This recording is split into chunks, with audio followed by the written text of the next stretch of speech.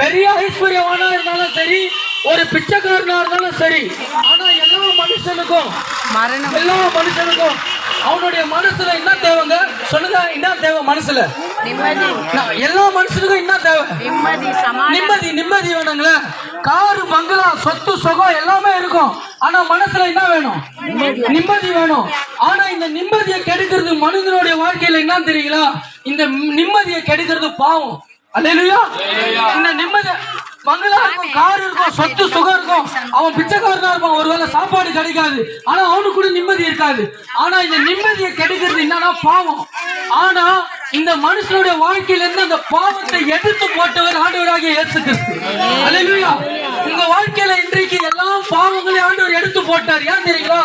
அவருடைய சிலுவையில சிந்தின ரத்தத்தினால. அல்லேலூயா. அவர் ரத்தம் இன்னைக்கு உங்களை யாரா மாத்தி இருக்குன்னா நீதிமானா மாத்தி இருக்கு. இதை நீங்க விசுவாசிச்சீங்கன்னா இன்னைக்கே இந்த ஆசீர்வாதத்தை நீங்க பெற்றுக்கொள்வீங்க. அல்லேலூயா. இன்னைக்கே இந்த ஆசீர்வாதத்தை உங்க வாழ்க்கையில பெற்றுக்கொள். ஏன்னா இங்க நிக்கிற நீங்க யாரா இருந்தாலும் நான் உண்மையை சொல்றேன். ஏன்னா இயேசு கிறிஸ்து சிலுவையில மரிச்சாரு, அவர் 3ஆம் நாள் உயிர் தெழுந்தாரு. ஏன்னா வேத வசனம் சொல்லுகிறது, சிலுவை பற்றிய உபதேசம் கெட்டு போகிறவர்களுக்கு பைத்தியமா இருக்கிறது, ரட்சிக்கப்படுகிறவர்களுக்கோ அது தேவ பலனாக இருக்கிறது. அல்லேலூயா. இது உங்களுடைய பலன். ஏனென்றால் இன்னைக்கு நீங்க நிக்கிற இந்த வார்த்தையை கேட்கிற உங்க ஒவ்வொருவரையும் தேவன் நீதிமானா மாத்தி இருக்கிறார்.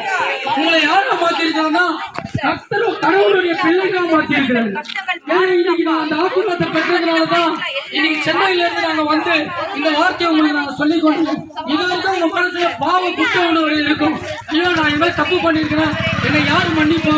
என்னுடைய வாழ்க்கையில, என்னுடைய ரகசியத்துல, என்னுடைய இருதயத்துல யார் சமாதானத்தை கொடுப்பான்னு இன்னைக்கு சொல்றேன். இன்னைக்கு உங்க இருதயத்துல தேவன் சமாதானம் கொடுத்திருக்கிறார். அல்லேலூயா.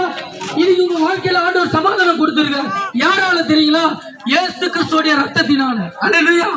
இயேசு கிறிஸ்து உங்களுக்கு சமாதானம் கொடுத்திருக்காருங்க. இயேசு உங்கள் துக்கங்களை சந்தோஷமா மாற்றுவாருங்க.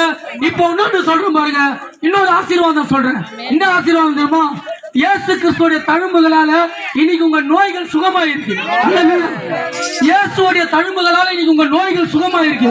இதை எத்தனை பேர் நீங்க விசுவாசிங்க? இது வரைக்கும் மருத்துவமனைக்கு போயிருப்பீங்க, நிறைய டாக்டர் என்ன பண்ணிருப்பீங்க? கொடுத்திருப்பீங்க, மாத்திரை போட்டு இருப்பீங்க, ஆனா அந்த நோய் இன்னும் இருக்காது, இன்னும் போயிருக்காது. ஆனா இன்னைக்கு சொல்றேன், இன்னைக்கு உங்க வியாதி ஆண்டவர் சுகமாக்குறாருங்க. இன்னைக்கு ஆண்டவர் உங்க வியாதியை சுகமாக்குறாரு.